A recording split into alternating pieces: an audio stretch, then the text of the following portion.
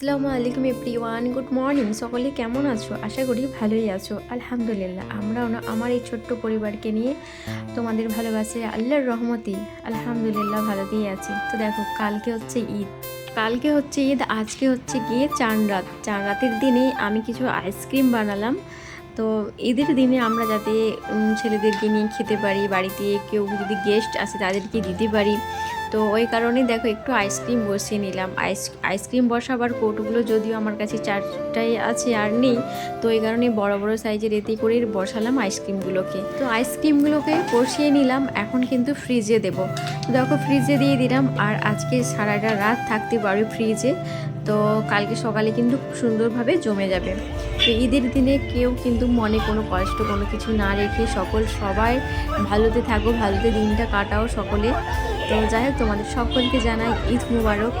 তো ঈদের দিন কি করলাম, কি করে কাটালাম, তো তেমন কোনো কিছুই শ্যুট করতে পারিনি। তো একটুই করেছিলাম, কাজের ব্যস্ত, কাজ থাকলে তো বুঝতে কোনো কিছু করা হয় না। তো তার মধ্যে একটু একটু করে ঈদের দিনে এইটুকুই আমি ভিডিও করতে পেরেছিলাম। তো যাই হোক, এটা হচ্ছে গিয়ে কিন্তু ঈদের পরের দিন। তো ঈদের পরের দিনে দেখো আজকে কি রান্না করব কোনো কিছুই তো মানে ডিসাইড করা ছিল না। ফ্রিজে সবজি ছিল, তো ভাবলাম আজকে একটু করে নিই, ডিমের ঝোল বানিয়ে নিই পাতলা করে, তেমন কোনো কিছু আজকে করব না। আর কালকে তো খাওয়া হয়েছে অনেক, তো আজকে ওই কারণেই রান্না করব ডিম আলুর ঝোল। আর দেখি কি রান্না করি।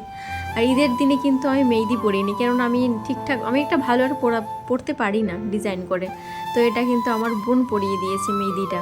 তো ঈদের পরের দিন, তার পরের দিনে গেছিলাম মায়ের ঘরে গেছিলাম, ওখানে গিয়েই পরে এসেছি। বোন পরিয়ে দিয়েছে আমার। আর এই দিকে দেখো ডিম আলু রান্না করছি। ডিম আলু রান্না করার জন্য ডিমটাকে ভালো করে তো সিদ্ধ করে নিয়েছি। সিদ্ধ করে দেখো এখানে ফ্রাই প্যানে দিয়ে দিলাম তেল, তার মধ্যে দিয়ে দিয়েছিলাম ডিমগুলোকে।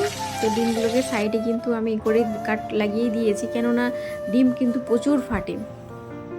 তো দেখো এখানে ডিমগুলো তো ভাজা হয়ে গেছে, ডিমগুলোকে উঠিয়ে নেব। আর আজকে কিন্তু প্রচুর কাজ আছে, কেননা ঈদের দিনে সব যে জামা কাপড়গুলো পরেছিলাম, ছেলেরা পরেছিল, নামাজ পড়তে গেছিলো পাঞ্জাবি পরে, ওইগুলো কিন্তু সব এখন আছে, ধুতে হবে। মানে একটা মানে ঈদ বলে কথা, তাই না? মানে ঈদের দিনে ছেলেরা এত সব পরেছিল, আমরাও পরেছিলাম, পরতে তো সকলকেই ভালো লাগে, কিন্তু সেইগুলোকেই ধুতে গুছিয়ে রাখতেই একটা মানে সময় কেটে যায়, তাই না? তো দেখো এখানে কিন্তু রান্না এক সাইডে ভাত হচ্ছে, আর এই যে ডিম রান্না করার জন্য ডিমটা তো হয়ে গেল, ডিমটা উঠিয়ে নিলাম।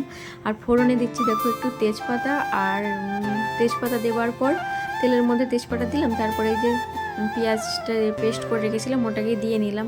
আমি যদিও মিক্সিতে পেঁয়াজ খুব কম পেস্ট করি, কারণ আমার ভালো লাগে না, আমি হয় সিলে বেটে রান্না করি আর না হলে কুচিয়ে দিই, কিন্তু আমি এতে খুব কম করে দিই। তো আজকে দেখো মিক্সিতেই পেস্ট করে নিলাম।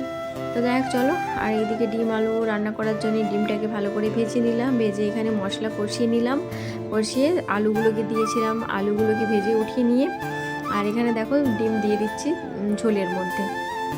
তো ডিম আলুর ঝোলটা তো রান্না করলাম, এদিকে হচ্ছে। তো এটাতে একটু গরম মশলা দেবো, গরম মশলা এখন একবারও দেওয়া হয়নি, এটা তেজপাতা ফোড়নে দিয়েই রান্নাটা বসিয়েছিলাম, তারপর একটু গরম মশলা দিয়ে ফুটতে দেবো।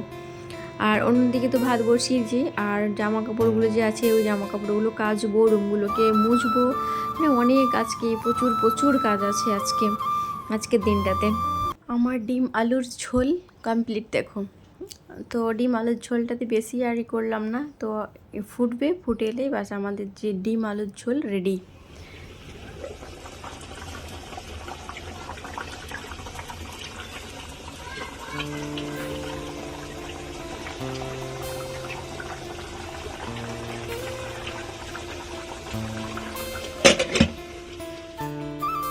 এখন এলাম ছাদে, অনেকগুলো জামা কাপড় কেচে ফেলেছিলাম আজকে। কতগুলো জামা কাপড় দেখেছো? অনেকগুলো জামা কাপড় কাচা হয়েছে আজকে, কেননা এই যে ঈদ গেল অনেকগুলো জামা কাপড় বেরিয়েছিল, ওই সব জামা কাপড়গুলো আজকে কেচে ফেললাম। এখনো আছে কতগুলো, আগে উঠিয়ে নিই।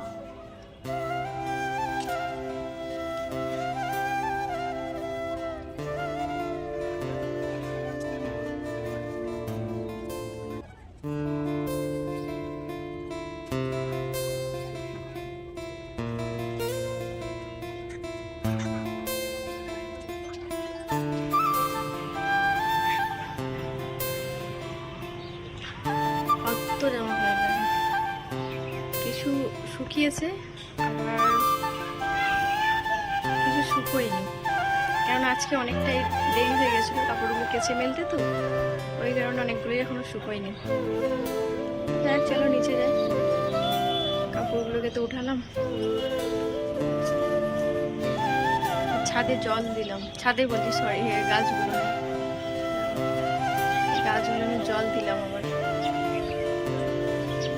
একটু যে আচার করেছিলাম ফুলের আচারও, এটা একটু রোদে দিয়ে আছে ফুলের আচার আমার।